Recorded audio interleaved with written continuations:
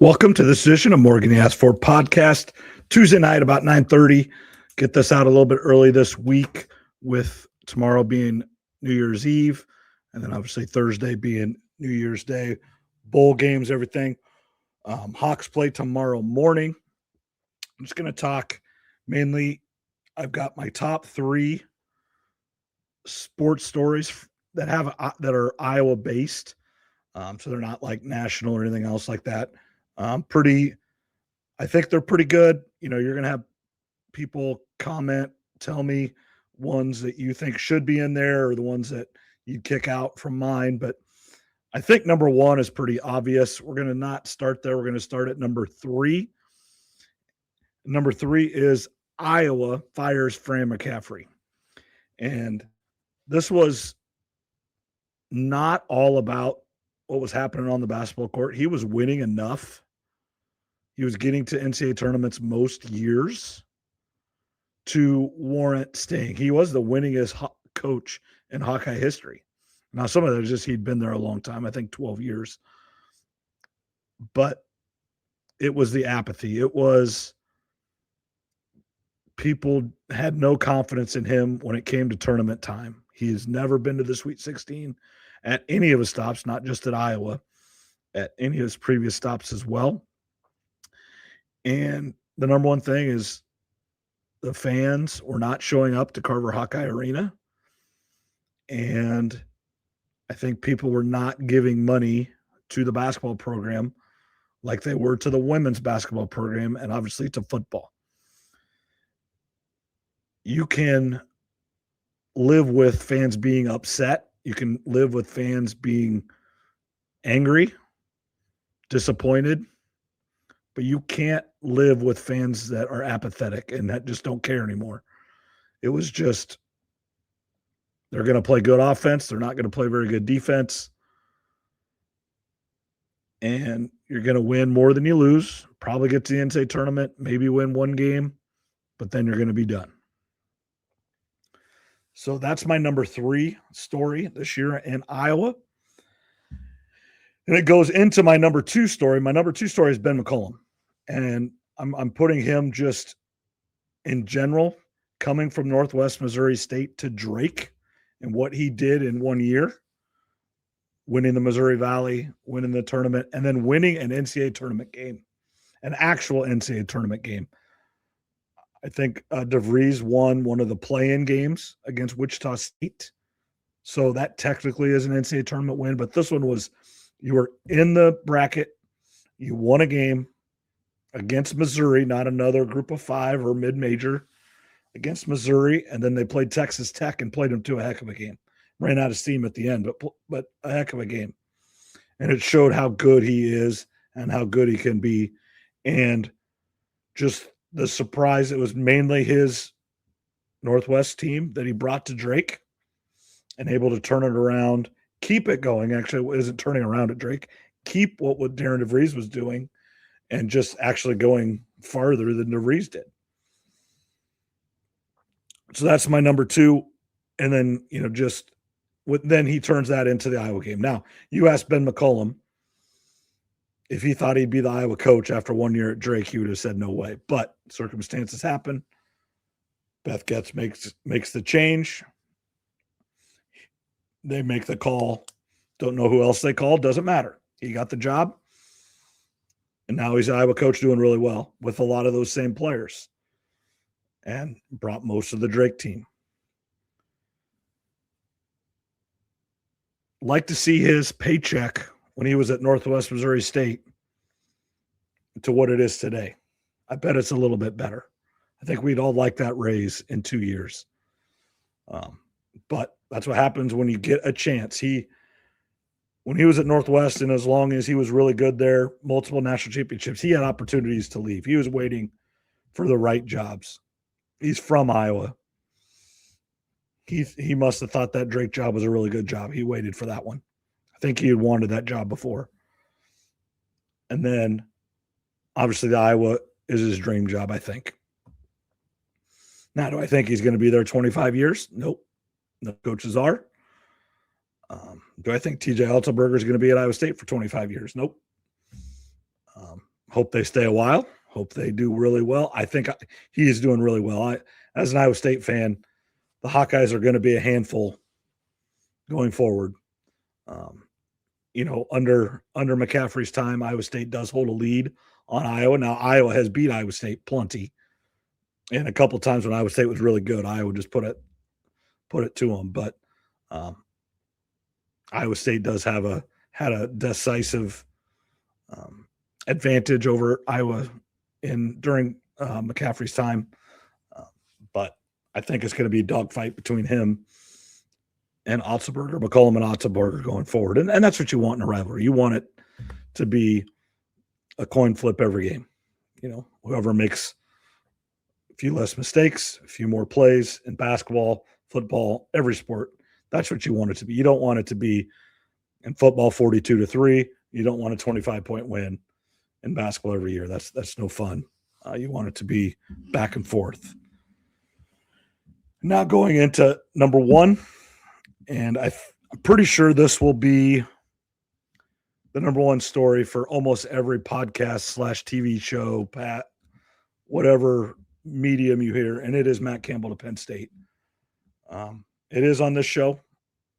It is on most every show that I've listened to. Most of them are coming out tomorrow or Thursday with their end of year, Happy New Year, best of, whatever. But it is the biggest story. And honestly, right now, it's becoming one of the bigger stories in the country.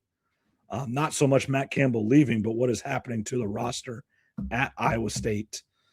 With, I think, as of right now, 9:30, there's 43 or 44 players in the portal, which means with the seniors that have graduated, I believe that's only like 16 or 17 players left on the roster. And then kind of going, so the number one is Matt Campbell going to Penn State. Right under it, just kind of underneath it as a bullet point, 43 players to the portal. That's when I wrote this earlier. I think it is a couple more now. And then no bowl game. Iowa State is not flush with bowl appearances or bowl championships, whatever you want to call them, and them turning it down. I think it's a really big story. They're not Notre Dame. Notre Dame has been to every bowl game there is. They've got multiple national championships. They played in the playoff. They played in the BCS games. They played in the New Year's Six. Iowa State's been there one time in a New Year's Six, never been to a playoff, been to a championship game twice. I mean, we're not talking about a who's who of bowl games in Iowa State's history. But I think what we're seeing right now is why they're not going. They have no coaches and they have no players. Just with the player movement, you can't blame anybody. It is what college sports is about. It is about money. And you do sign up to play for a coach. You do not sign up to play for a school. There are some people, like Connor Mobley is coming back. Southeast Polk, close to home. I think you always like the Cyclones from what I know. I don't know a lot. I could be wrong there, but I think he grew up a Cyclone fan. So he's a guy that wants to stay at Iowa State. Now, I think what has happened, I do think the number that signs to Penn State is bigger than a lot of people think. I think it is 15 guys, maybe even more than that. And I think Penn State people are not going to be happy with that number, but I do think there's going to be more people from Iowa State to Penn State than you think. But where are the other 25 guys going or 30 guys going? And for some of them, it's a bad move. There's no doubt about it in my mind. They are not going to find a place as high profile as Iowa State, as they might go end up playing for, and maybe you could say that it's better. I mean, Tulane made the playoff this year. Maybe Tulane is a better place than Iowa State. I don't know, but they're looking for more money. And then the other thing, I think Jimmy Rogers has told some of these players he doesn't want them. I really do. And I think that's more than people think. And that's a little sad to me. If and I'm a little disappointed in Iowa State and Jimmy Rogers for not coming out and talking a little bit more on this process. I understand you're not going to go individual and say, hey, we tried our best to keep him and he just wanted to go. I understand that, but just, when some of these guys that I don't think are going to Penn State are leaving, and kids that are freshmen from Iowa that aren't here anymore, that, hey, we offered them this and they didn't want to stay, or we came out and said we didn't want them. They don't fit our scheme. You right or wrong, Deion Sanders came into Colorado and said, I'm bringing my own luggage. A lot of people didn't like that, but Jimmy Rogers is doing the same thing. He just didn't say it in public.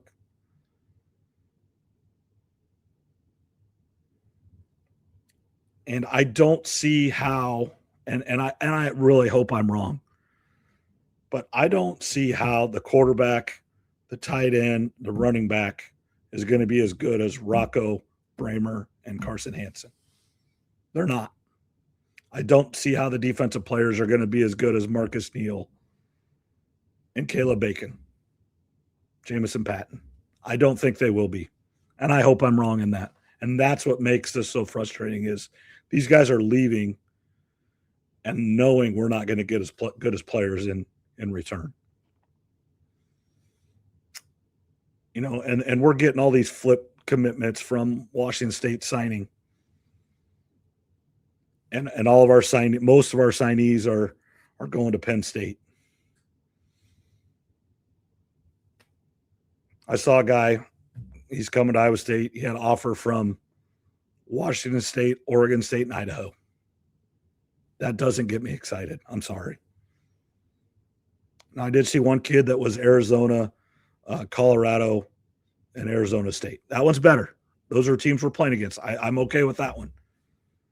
But we can't win like we want to win with players that are offered by Idaho and Oregon State, in my opinion.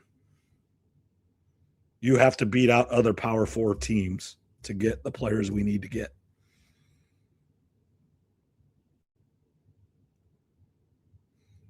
And then here's my other question. It's very obvious that Jamie Pollard did not want any of Matt Campbell's staff here and any of Matt Campbell's players here, in my opinion, or else he would hire Taylor Mauser. So this might not even be a Jimmy Rogers thing. This might be a Jamie Pollard thing. Hey, we've got to flip the page. And we don't know if this is going to work for 3 years. Look at Arizona. Arizona last year, 2024 season, was bad. Coming into this year, Brennan is on the hot seat. They went 9-3. Now, Iowa State put it to them. That's when Iowa State was still playing really well. But they finished 9-3 on the season. And what Arizona did is they tried to keep their players from their old coach with their new coach, and it didn't work. He cleaned house after year one, came back with his guys, and then won this year. So maybe we're just not delaying it. We might struggle this first year, and then we've got our guys ready to go for year two. And then here's another thing that I think might happen. I think is happening in the program. A kid like Cooper Ebel, or Cale Brazina, guys that I wanted to come back. I think they're good players. Hey, what are your intentions? Hey, coach, I want to stay. It is a money game here. Coach, I want $125,000.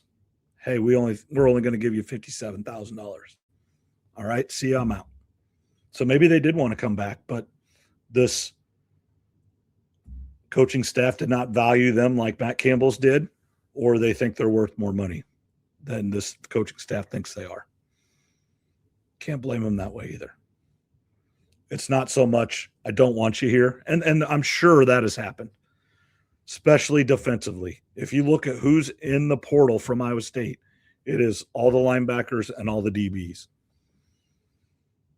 The D linemen, some of them are coming back. Not all of them, but some of them.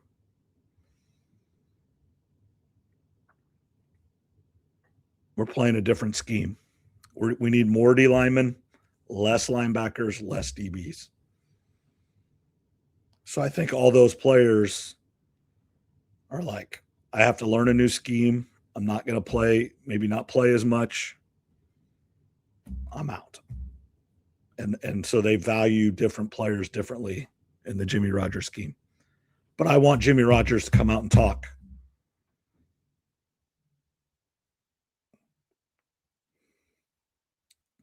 You know, Iowa State has the second most players in the portal behind Oklahoma State.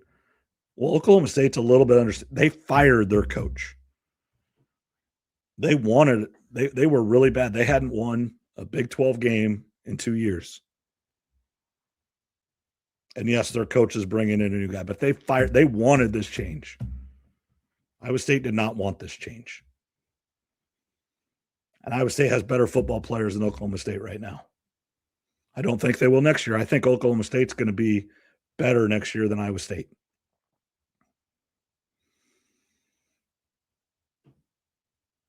Because right or wrong,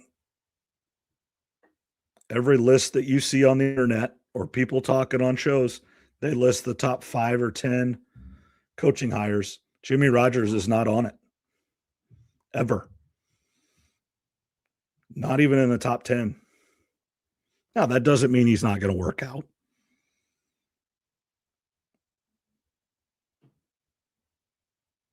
But they are cleaning house, whether it's Jimmy Rogers' idea or Jamie Pollard's idea, or both. But this is going to be really difficult and different for a lot of Cyclone fans. It's going to be interesting. Laura and I were talking about this when we get our season ticket renewal date where we pick our seats. And if I'm able to move to better seats faster than I've been every year I can move a little bit. Wonder if my jump's going to be a little bit more if we keep donating the same amount and need the same amount of tickets. If there's going to be some people that say heck with it. And then the other thing is after last night's basketball game, TJ Otzelberger, I read into it that he's not happy with some of the talk about Iowa State athletics. I think there's a lot of Iowa State average fan that are fed up with donating money, with all the stuff, with all this change. And when you donate to the We Will Collective, now I think you can say that's for football, it's for basketball, but I would say most people probably just give it to We Will and then let the athletic department put it to use, or Brent Bloom before, or whoever it is. And if people are not doing that because of football, well, that's going to affect basketball. And then guess what's going to happen? TJ Otzelberger will leave. And we're going to do this all again in basketball. Now, basketball is different.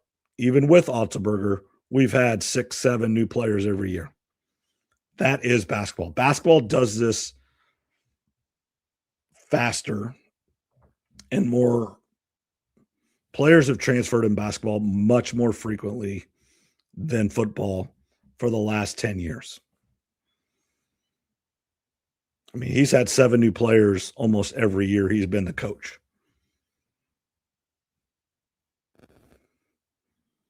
But just think if he would have came into this year without Taman, without Jefferson, and without Milan, and then had to bring in all those other guys, we would not be number 3 in the country. We would not be looking for a Big 12 championship regular season, vying for a number 1 seed. last year we were on the same path as this year. Some injuries got us. As long as Iowa State stays healthy, they have a chance. Doesn't mean it's going to happen,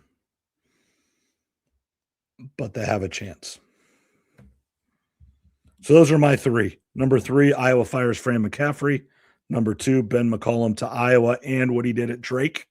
So kind of Ben McCollum as number 2 with both of his thing, the Drake and the Iowa situations. And then number 1 is Matt Campbell with subsets of 45 transfer portal and then no bowl game. Now, I do want to talk about football. This is just football in general a little bit. I just ended right now in the Alamo Bowl, which I've actually just on my memories and stuff here.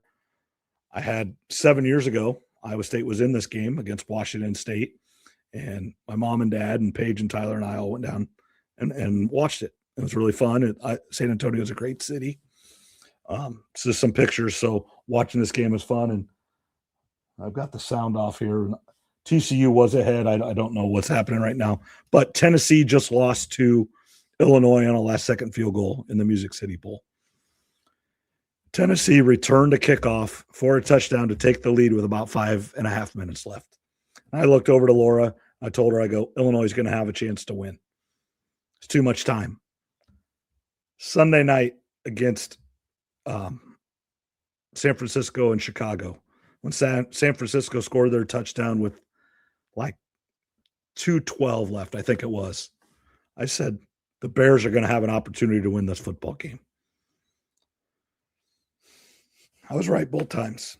It is amazing how defenses cannot stop anybody in the last 2 minutes. It doesn't matter if they're really good or really bad. It's just at the end of game situations. You know, the week before, the Bears hadn't done anything and scored 2 touchdowns right at the end of the game to get the win and get the win in overtime. A couple touchdowns and a field goal with, now they got the onside kick, but when teams have to score at the end of games, Buffalo Bills on Sunday hadn't scored all game, scored twice, didn't get the 2-point conversion to win it. But I don't know what it is, but defenses cannot stop offenses in the last 2 minutes of a game. I think it's the rules.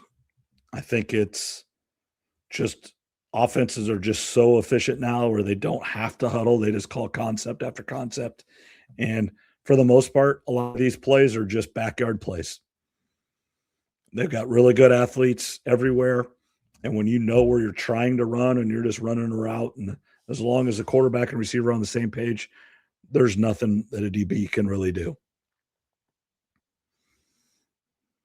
And it's just, offense is really fun to watch, but it's really frustrating the entire game when the offense can't do anything. And then all of a sudden, with 5 minutes left, they score 2 touchdowns. It's like, why can't you do that all game? So I don't know if the offensive coordinators just need to open it up earlier, or their defensive coordinators need to figure it out. I don't know if they're playing too soft, don't want to get beat on one play, but they were talking, you know, there's something to be said where if there's a minute 45 left and you still have a couple timeouts and they're at the 20-yard line, let them score. Give yourself a minute and a half to go down and try to score a touchdown. But maybe that's what's bugging me today is just offense or defense in the last 2 minutes of a football game. I do want to thank everybody for listening, tuning in. 2025 has been a great year. Love doing this each week. Trev and I talked to Trev and Zach to do this today. It didn't work out, is what it is. And that's okay. I'm here to do it. I really like doing it. I like talking just to whoever listens. And I was talking to my uncle today. He was driving through Texas, and he asked, what's the best way to listen to this? And he listens to TuneIn Radio. So I sent him the TuneIn link. So really, wherever you listen or wherever you watch, YouTube's a great place. Just thank you very much. Have a great, safe New Year. I think the weather's going to be okay here in Iowa. But always be safe, be careful driving. But nope. And then also January 2nd, Friday, I will be at the Casey's Center, Pekin basketball versus Highland for Pekin basketball, voice of the Panthers, Steve Shetler Media. And so if you are a Panther fan or just want something to listen to in the middle of the day on Friday, maybe you're driving around, Steve Shetler Media on Facebook or YouTube. Listen to my growly voice, calling high school basketball at the Casey Center. It's a really good experience for the kids. Most of them will never play in that kind of environment again. It gives them a little taste of that state tournament if they could get there. But really fun for the kids, especially noon game, so you can go enjoy the rest of the day in Des Moines if you go watching for those kids and everything. So thanks a lot for listening, watching, wherever you do consume this podcast.